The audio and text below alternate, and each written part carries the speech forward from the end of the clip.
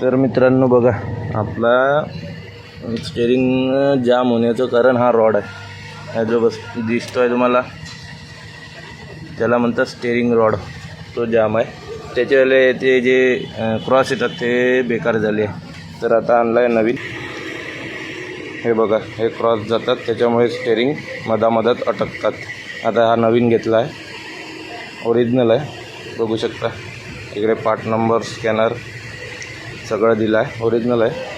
तर चला आता हा टाकतो. बघू शकता मित्रांनो, आता आपण टाकला आहे स्टेअरिंग रॉड. आता बघा, बिलकुल पण अटकत नाही आहे. हे बघा, पूर्ण फिरतोय. आता अटकणं बंद झालं आहे.